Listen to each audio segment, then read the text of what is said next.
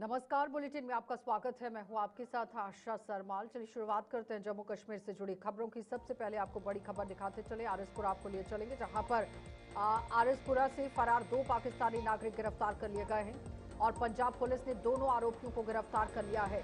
Police कर्मियों पर हमला करने के बाद ये फरार हुए थे और तीसरे आरोपी की तलाश में सर्च ऑपरेशन लगातार जारी कर दिया गया है। ये बड़ी अपडेट, जहां पर आपने देखा कि किस तरह से लगातार ये बड़ी कार्रवाई को अंजाम देने के बाद फरार हुए थे और अब पुलिस कर्मियों ने एक बड़ी वारदात को अंजाम देने वाले इन आरोपियों को आप देखिए पकड़ लिया है। तीसरे आरोपी की तलाश शुरू कर दी गई है, सर्च ऑपरेशन जारी कर दिया गया। आरएसपुरा में आप देखिए फरार 2 पाकिस्तानी नागरिकों को गिरफ्तार कर लिया गया है। ये पंजाब पुलिस ने दोनों आरोपियों को गिरफ्तार कर लिया है, क्योंकि बताया ये जा रहा था कि ये दोनों रिंग रोड का इस्तेमाल करते हुए पंजाब के रास्ते से आगे भागने की कोशिश कर रहे थे, लेकिन पंजाब पुलिस ने इन्हें दबोच लिया है। सीसीटीवी फुटेज भी आप देखिए किस तरह से जारी कर दी गई है, जिसमें ये एक दूसरे के साथ भिड़ंत इनकी हो जाती है। वहां पर तेजधार हथियार का भी इस्तेमाल होता है, लेकिन पुलिस कर्मियों पर हमला करने के बाद ये आरोपी फरार हुए थे, जिन्हें पंजाब पुलिस ने बड़ी सफलता हासिल करते हुए गिरफ्तार कर लिया है। आरएसपुरा में ये बड़ी वारदात पेश आई थी, जिसमें सुरक्षा बलों की आप देखिए किस तरह से लगातार तैनाती कर दी गई, क्योंकि पुलिस की तरफ से ये बड़ी चूक मानी जा रही थी। उसके बाद डीजीपी मौके पर पहुंचे, जायजा किया गया और फिर आगे की गश्त को बढ़ा दिया गया। लेकिन अब यहां पर इनकी तलाश करने के बाद गिरफ्तारी हो गई है। आरएसपुरा के फरार 2 पाकिस्तानी नागरिक गिरफ्तार कर लिए गए हैं और साथ ही साथ पंजाब पुलिस ने दोनों आरोपियों को गिरफ्तार कर लिया है।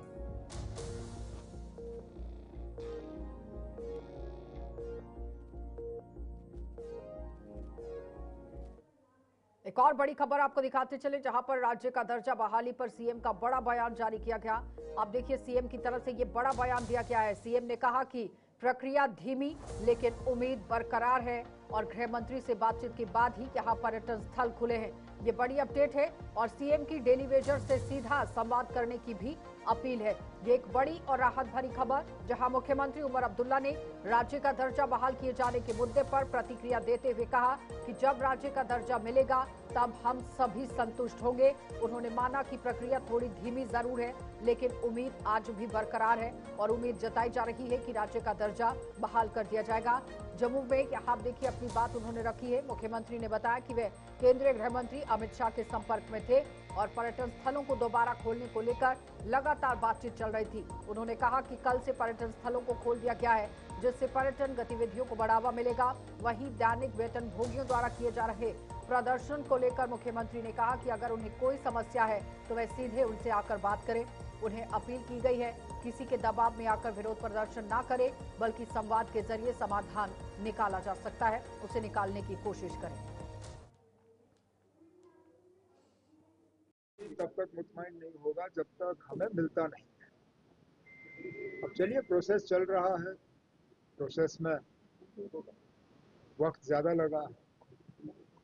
हम तो उम्मीद कर रहे थे कि अभी तक मिल गया होगा, नहीं मिला, लेकिन हमने उम्मीद छोड़ी नहीं है। लगातार इस चीज़ पे हम मरकजी हुकूमत के साथ बात कर रहे हैं और मैं यहाँ किनारे पे खड़े सुन रहा था। मंत्री जी ने कहा कि शायद जल्दी हम कोई खुशखबरी सुनेंगे। उस खुशखबरी के इंतज़ार में हमें 1.5 साल हो गए और ज़्यादा इंतज़ार ना करना पड़े, वही उम्मीद। पिछले दिनों आपको याद होगा मरकजी होम मिनिस्टर साहब आए थे जम्मू, उनके साथ मेरी बातचीत हुई। इससे पहले मैं दिल्ली में भी उनसे मिला था और टूरिज़्म के हवाले से मेरी यही गुजारिश थी उनसे कि मेहरबानी करके जो इलाके बंद हैं उनको खोल दीजिए। बंद रखने का कोई मतलब बनता ही नहीं है। बुरे से बुरे हालात में भी हमने इन जगहों को बंद नहीं रखा। यूसमर्ग, दौद पथरी, ऐसे इलाके। अच्छी बात है, मुझे उसी दिन होम मिनिस्टर साहब ने अश्योर किया था कि उन्होंने हिदायत दी है कि ये जगह खुल जानी चाहिए और ऑर्डर जारी हो चुका है, जिसके लिए मैं होम मिनिस्टर साहब का शुक्रगुजार हूँ। बहुत नुकसान उठाना पड़ा वहाँ लोग जो रहते हैं टूरिज़्म बंद होने के वजह से। अब सीज़न हमारा शुरू हो रहा है, उम्मीद करता हूँ कि लोग जाके अब इन जगहों की खूबसूरती का फ़ायदा लेंगे।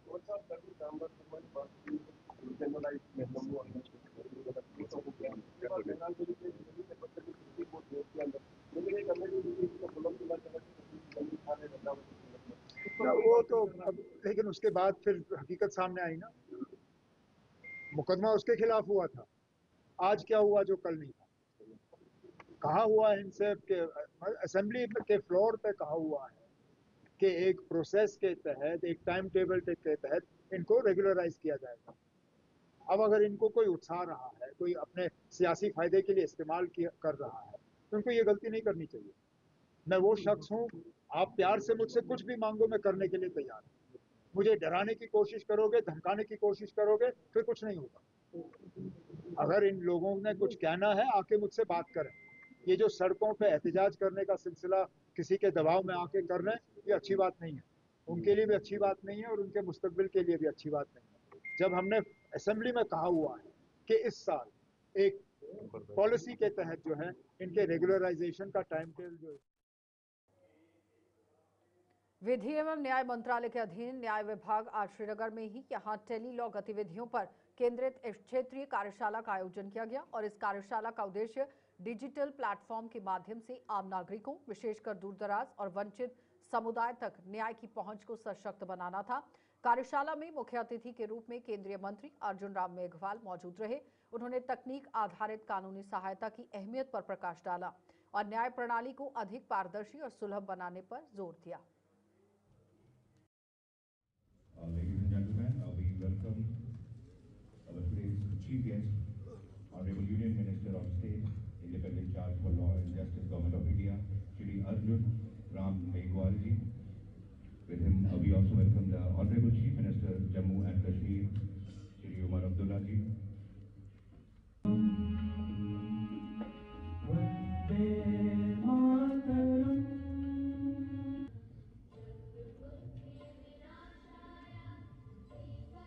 देखिए, टेली लॉ शुरू करने का जो मकसद है वो कोई दूर दराज में बैठा है, उसको लीगल एड नहीं मिल रही है, उसकी सहायता के लिए एक टेक्निकल हमने टूल दिया है कि वो सीएससी में जाकर के कॉमन सर्विस सेंटर में वहाँ अपनी समस्या बताएगा।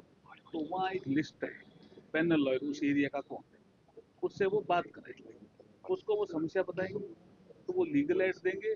और प्री लिटिगेशन से पहले, कोर्ट में जाने से पहले भी मामला सेटल हो जाए, ये इसका उद्देश्य है। जो आपने दूसरी बात, पेंडेंसी ज्यादा है, बात सही कह रहे हैं आप कि सुप्रीम कोर्ट हो, हाई कोर्ट हो और जो हमारे डिस्ट्रिक्ट कोर्ट है, उनमें इनफ्लो भी बढ़ रहा है, केसेस सेटल भी हो रहे हैं, फिर भी पेंडेंसी है। और पेंडेंसी भी कई बार हम देख रहे हैं इंक्रीजिंग ट्रेंड पे है। उसको ठीक करने के लिए हमने 3-4 उपाय किए। एक उपाय किया हमने एडीआर का। एडीआर का मतलब होता है अल्टरनेट डिस्प्यूट रिजोल्यूशन मैकेनिज्म।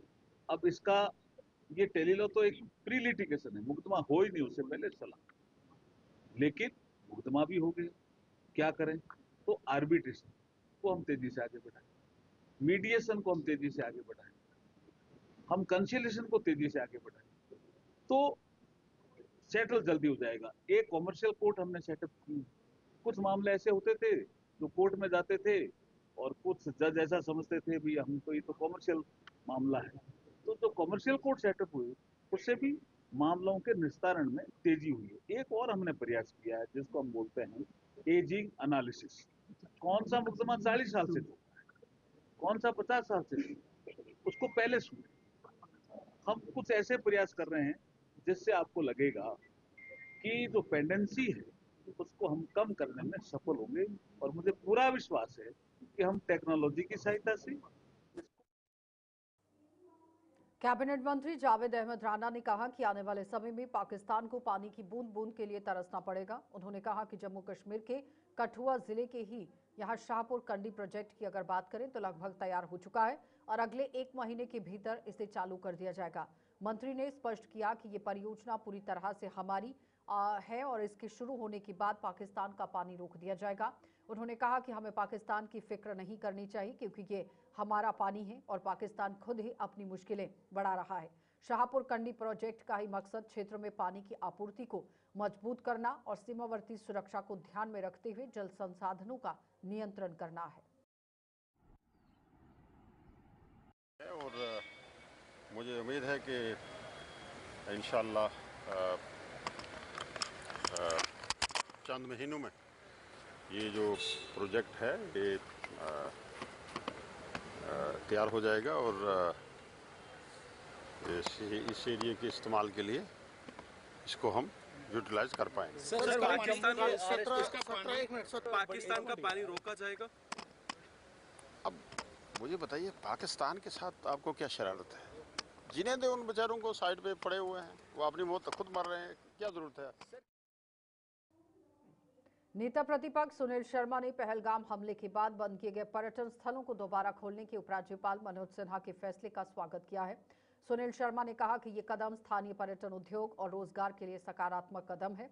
उन्होंने मनोज सिन्हा का आभार व्यक्त करते हुए कहा कि प्रशासन ने समय रहते पर्यटन गतिविधियों को पुनः शुरू करने का निर्णय लिया। इसके अलावा उन्होंने आरएसपुरा बाल सुधार गृह मामले पर भी चिंता व्यक्त की और कहा कि मामले की जांच चल रही है। सुरक्षा एजेंसियां पूरी तत्परता के साथ आरोपियों की गिरफ्तारी में लगी हुई हैं। लेकिन बताते चले कि आरोपियों की गिरफ्तारी हो चुकी है, जिसमें 2 लोगों की गिरफ्तारी हो गई है और तीसरे की तलाश जारी कर दी गई है।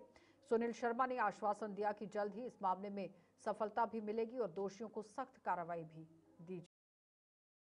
सबसे पहले बधाई की बात है ऑनरेबल एलजी महोदय को, जो पिछले पहलगाम बाइसरन के अटैक के बाद कुछ डेस्टिनेशंस जिसमें गुरेज वैली हो, जिसमें बंगस वैली हो और भी कोई टूरिस्ट डेस्टिनेशन जिनको रोका गया था, जिनको बंद किया गया था, और ऐसी टूरिस्ट डेस्टिनेशन का खोलना सबसे पहले एक बहुत बड़ी सफलता भी है और बधाई के पात्र भी हैं एलजी महोदय। इससे टूरिज़्म भी बढ़ेगा, दोबारा से जिस प्रकार से यहाँ पे टूरिस्ट आते थे दोबारा उसी प्रकार से आएंगे। देखिए वो तो जो वो जुवेनाइल शायद ऑब्जर्वेशन सेंटर से ऐसा हुआ है। मुझे लगता है कि कहीं न कहीं सिक्योरिटी हमारी एजेंसीज भी काफ़ी सीरियस है उस पर, और उस पर जांच भी चल रही है। तो जम्मू की आरएसपुरा बाल गृह से बंदियों के फरार होने की घटना ने सुरक्षा व्यवस्था पर सवाल खड़े कर दिए थे। लेकिन भारतीय जनता पार्टी के विधायक युधिर सेठी ने भी इस मामले में आप देखिए किस तरह से बड़ी चूक उजागर करते हुए कहा कि जिम्मेदारों के खिलाफ कार्रवाई होनी चाहिए और जांच पारदर्शिता होना बहुत जरूरी है। दूध का दूध और पानी का पानी होगा। लेकिन बताते चलें कि बाल गृह में यहाँ जो फरारी की ये घटना गंभीर मुद्दा है, ये कहा गया। फिर एजेंसियों की छवि भी इससे प्रभावित हो सकती है। लेकिन बड़ी अपडेट ये है कि पंजाब से ही आप देखिए पंजाब पुलिस ने किस तरह से इस पर लगातार पूर्ण विराम लगाने की कोशिश की है, क्योंकि 2 लोगों को गिरफ्तार कर लिया गया है और एक शख्स की अभी भी तलाश जारी कर दी गई है। मेरे को लगता है कहीं ना कहीं ये पुलिस की भी इसके अंदर निकम्मापन दिखता है, क्योंकि इसकी जांच होनी चाहिए और जो कल्प्रिट है इसके अंदर कोई भी अपने आप भाग नहीं सकता। जिन लोगों ने साथ दिया इन लोगों का, उनके ऊपर सख्त से सख्त कार्रवाई होनी चाहिए। अच्छी बात है, टूरिस्ट आना चाहिए। मोदी जी का, अमित शाह जी का हम धन्यवाद करते हैं, जो कि आतंकवाद की जो घटना है यहाँ पे काफ़ी हद तक थम चुकी हैं। नॉर्मलसी की तरफ जम्मू कश्मीर बढ़ चुका है। टूरिज्म की जगह टूरिज्म को बढ़ावा मिल रहा है और नई जो साइट्स खोली गई हैं, इससे मेरे को लगता है कि टूरिस्ट और अट्रैक्ट होगा और यहाँ पर जो हमारे जम्मू कश्मीर के लोग हैं, व्यापारी। पीडीपी विधायक आगा सईद मुंतजिर मेहंदी ने आरएसपुरा स्थित बाल सुधार गृह से बंदियों से फरार होने की घटना पर चिंता जताई है। उन्होंने इस पूरे मामले को सुरक्षा व्यवस्था में गंभीर चूक करार देते हुए सरकार से जवाबदेही तय करने की मांग की। कानून व्यवस्था पर सवाल खड़े कर दिए गए। भविष्य में इस तरह की पुनरावृत्ति को रोकने के लिए सख्त कदम उठाए जाने चाहिए, ये आगा की तरफ से कहा गया। और कश्मीर के सभी बाल सुधार गृहों और जेलों का व्यापक सुरक्षा ऑडिट कराने की भी मांग की, ताकि खामियों की पहचान कर उन्हें दूर किया जा सके। इसके अलावा उन्होंने पहलगाम हमले के बाद बंद पड़े पर्यटन स्थलों को दोबारा खोलने के फैसले का स्वागत करते हुए इससे स्थानीय अर्थव्यवस्था और पर्यटन क्षेत्र को राहत मिलेगी, ये बड़ी बात कही। पीडीपी से विधायक इस समय हमारे साथ मौजूद हैं। सर, कल आरएसपुरा में जिस प्रकार से बाल सुधार गृह से जो है वो करीबन 2 पाकिस्तानी नागरिक और एक गैंगस्टर जो है वो फरार हुआ है, किस तरीके से? ये कंसर्न का विषय है कि कैसे ये लूपहोल हुआ इन जगहों पर है, और मैं यही अपेक्षा करता हूं कि सरकार एक सिक्योरिटी ऑडिट इन तमाम जेल्स का ले लिया ये जुवेनाइल होम, इन सब का एक ऑडिट, सिक्योरिटी ऑडिट होना चाहिए ताकि आगे चल के ऐसे कोई वाक़ात रोनुमा न हो। जम्मू कश्मीर में जो टूरिस्ट स्पॉट बंद पड़े हुए थे, एलजी मनोज सिन्हा के द्वारा कल उन्हें खोला गया है, रीओपन किया गया है, किस तरीके से आप? ये एक वेलकम स्टेप है कि टूरिस्ट डेस्टिनेशंस को खोला गया जो 1 साल से ज़ायद जिनको बंद रखा गया था और ऑब्वियस रीजंस। मगर इसके साथ मैं यही एक्सपेक्ट करता हूँ कि गवर्नमेंट उन स्टेक होल्डर्स का भी ख्याल रहे जो सफ़र हुए हैं इस क्लोजर से, चाहे वो कैब वाले हों, चाहे वो रेस्टोरेंट वाले हों, जो भी स्टेक होल्डर्स टूरिज्म इंडस्ट्री में जो इन्वॉल्व हैं, उनको भी कहीं ना कहीं अकोमोडेट किया जाए, उनको भी कहीं ना कहीं असिस्टेंस दिया जाए ताकि वो फिर से अपना जो बिज़नेस जो ठप 1 साल से हुआ था वो रिस्टार्ट हो। आज मिनिस्टर जावेद अहमद डार का जो है वो ग्रांट से पंचायती चुनाव को लेकर क्या सवाल जो है वो उठाए जाएंगे? बिल्कुल, जहाँ तक पंचायती राज सिस्टम का ताल्लुक है, ये एक क्रिटिकल एस्पेक्ट है डेमोक्रेटिक सोसाइटी को और गवर्नेंस के हवाले से इसका अहम रोल है। तो हम यही एक्सपेक्ट करते हैं कि सरकार जल्द अज जल्द इनका भी इलेक्शन कराए ताकि ग्रास रूट लेवल पर जो गवर्नेंस इशू हैं जो शायद ऊपर हाईलाइट नहीं होते हैं, वो जल्द अज जल्द इस इलेक्शन के बाद वो एड्रेस हो। बहुत बहुत शुक्रिया बातचीत करने के लिए। कैमरा पर्सन संजय के साथ। तो कांग्रेस के विधायक इरफान हाफिज लोन ने हाल ही में बंद पड़े पर्यटन स्थलों को फिर से खोलने की राज्य सरकार के फैसले का स्वागत किया है। उन्होंने कहा कि पर्यटन क्षेत्र को सक्रिय करने से स्थायी अर्थव्यवस्था को मजबूती मिलेगी और रोजगार के अवसर बढ़ेंगे। इसके साथ ही उन्होंने राज्य का स्टेटहुड जल्द लौटाने की मांग को दोहराया, जिससे क्षेत्रीय प्रशासनिक और विकास संबंधी फसलों में स्वतंत्रता मिल गई है। तो विधायक ने मनरेगा में किए गए हालिया सुधारों की भी आलोचना की और कहा कि इन सुधारों से मजदूरों और ग्रामीण समुदाय को होने वाले लाभ प्रभावित हुए हैं। उन्होंने स्पष्ट किया कि कांग्रेस पार्टी का आंदोलन जारी रहेगा और पुरानी व्यवस्था को पुनः बहाल करने के लिए संघर्ष किया जाएगा। का जो पहलगाम का हुआ और उसके बाद बहुत सी डेस्टिनेशन बंद थी, अगर खोली जा रही है तो एक अच्छी बात है। लेकिन हम साथ साथ ये पूछना चाहेंगे केंद्र सरकार से कि उन्होंने दावा किया था 5 अगस्त के बाद जो उन्हें फैसला लिया कि यहाँ पर अच्छे दिन आएंगे, लोग अच्छे दिन का देखेंगे, तो हम उन्हें पूछना चाहेंगे। आज आप देख रहे हैं किस तरीके से लोग स्टेटहुड की मांग कर रहे हैं। स्टेटहुड कहीं नहीं है। इन्होंने कहा था कश्मीरी पंडित भाई वापस आएंगे, नहीं आए। उसके बाद इन्होंने कहा था बिल्कुल शांति होगी। उसके बाद आपने बदकिस्मत वाक़ा देखा पहलगाम का, उसके बाद आपने टारगेट किलिंग्स देखी। तो जब भी आप इनसे महत्वपूर्ण सवाल पूछते या आपको कहते हैं कि भाई आप देश मुखालिफ बात कर रहे हैं, लेकिन पूरे देश में लोग एकजुट हो रहे हैं और इनसे वोट चोरी पे जो हो रहा है, वो लोकतंत्र पे हमला हो रहा है, वोट चोरी हो रही है, सेक्युलरिज्म पे हमला है, फेडरलिज्म पे हमला है, भाईचारा पे हमला है, गांधी जी की विचारधारा पे हमला है। तो पूरा देश इस वक्त एकजुट हो रहा है और हम उम्मीद करते हैं कि जिस तरीके से कांग्रेस पार्टी ने इससे पहले भी इस देश के निर्माण के लिए भूमिका निभाई है, वो ऐसी सोच जो तकसीमकारी की सोच है, भाई को भाई से लड़ाने की सोच है। इस हमारा प्रोटेस्ट था कि गरीबों को एक मनरेगा के ज़रिए रोज़गार मिलता था, लेकिन इन लोगों ने उसे भी छीना, जो उसमें प्रोविज़न था उसे वंचित किया लोगों को। और जो फंड्स है अब स्टेट्स पे उसका बोझ डाला गया। उसका मतलब हुआ वो इस स्कीम को लोगों को जो बेरोज़गारों को रोज़गार फराम करता था उनसे उनको वंचित किया है। और स्टेट की बहाली थी, हमारी रियासत हमारा हक, और भी जो हमारे हुकूक है उनके लिए प्रदर्शन हुआ, उसके लिए मार्च थी। लेकिन हम कहते हैं कि जब जब मोदी डरता है पुलिस को आगे करता है, वहाँ पर पुलिस ने हमें आगे राज। पीर पंजाल विंटर फेस्टिवल का समापन आज उत्साह और उमंग के साथ हुआ है। कई दिनों तक चले इस महोत्सव में सांस्कृतिक और खेल गतिविधियों ने स्थानीय लोगों को एक मंच पर जोड़ने का काम किया। समापन समारोह में यहां सोलो डांस, ग्रुप डांस और सोलो सिंगिंग प्रतियोगिता के विजेताओं को सम्मानित किया गया। प्रतिभागियों ने अपनी शानदार प्रस्तुतियों से दर्शकों का मन मोह लिया।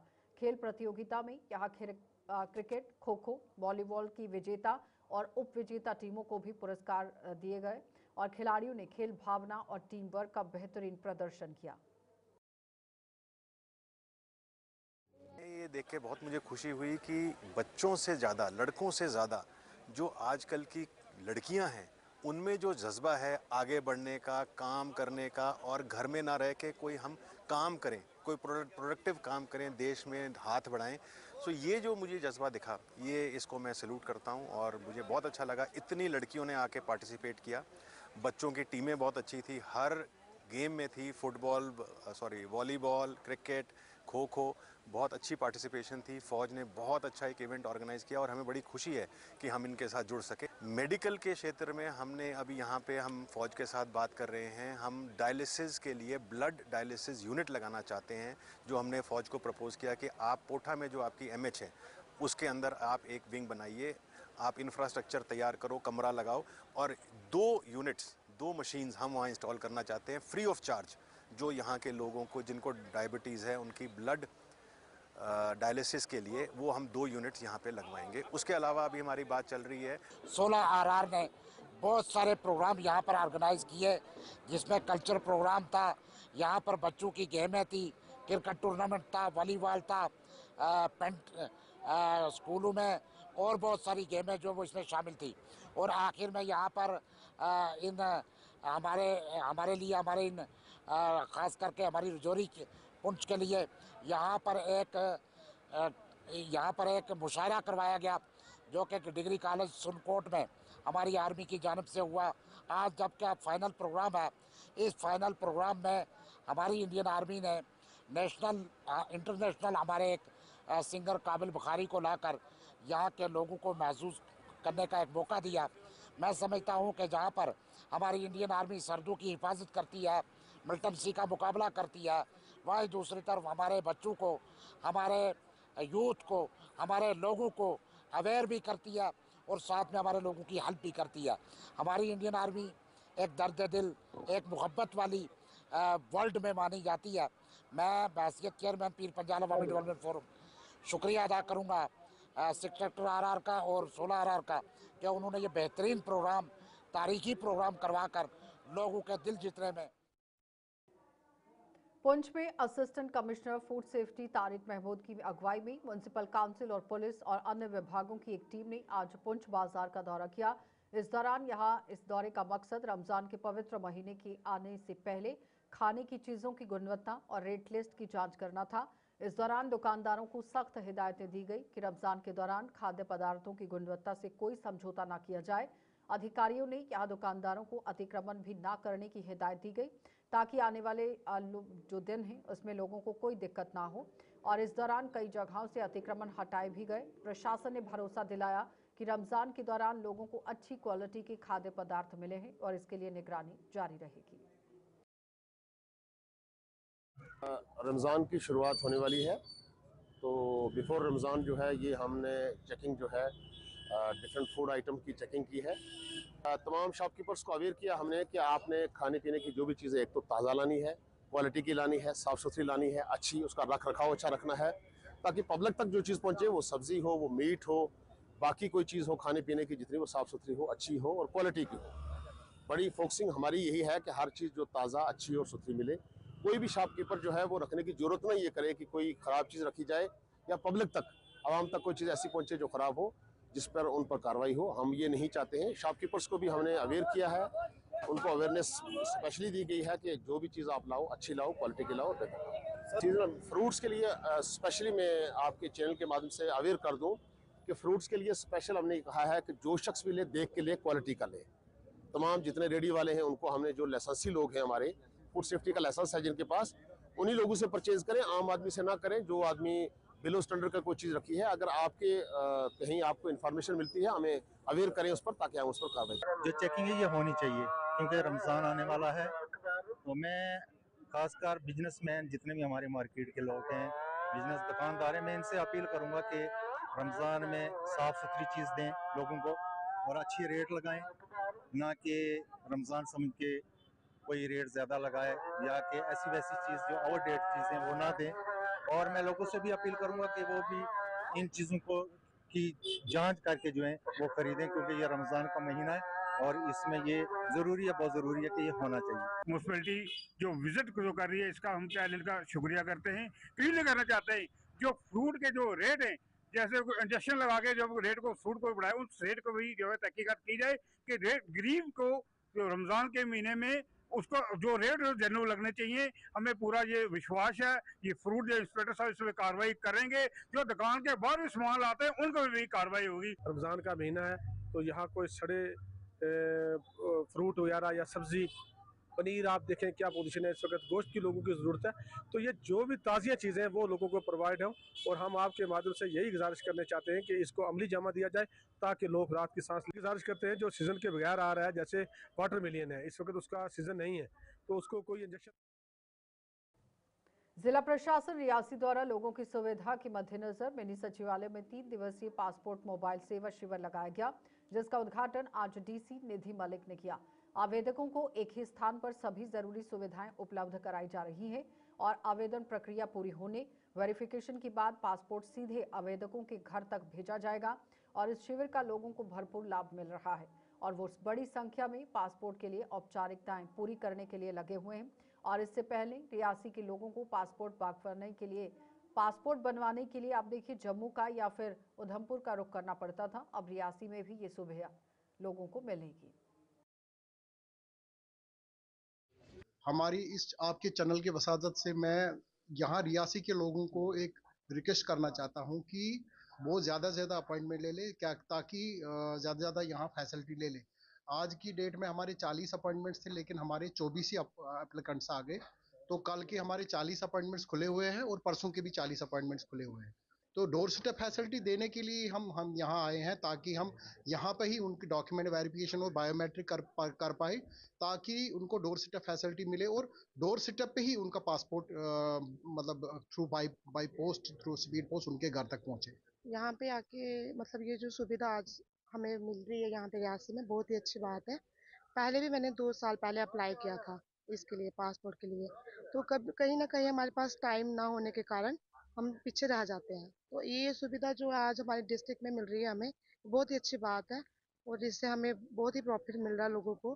पास में मतलब डोर स्टेप में मिल रहा है ये, मतलब यहाँ पे आके हमें जल्दी से जल्दी अपना जो भी प्रॉफिट ले सकें। और मैं चाहती हूँ सब लोगों को कि आप अपना ये जो ऑनलाइन करवा के और यहाँ पे आके जल्दी से जल्दी ये सेवा प्राप्त करें। बिल्कुल बिल्कुल, ये बहुत अच्छा अपॉर्चुनिटी थी, तो मैं चाहती हूँ कि सब लोग जल्दी से जल्दी इसका लाभ उठाएं। और मुझे बहुत खुशी है कि रियासी वालों के लिए ऐसा कैंप जो है वो ऑर्गेनाइज हुआ, जहां हमें इतनी सहूलत मिली कि हम यहां आके आसानी से अपने पासपोर्ट के लिए अप्लाई कर सकते हैं और वेरिफिकेशन के बाद हमारा पासपोर्ट जो है वो हमें डोर स्टेप पे मिल जाएगा।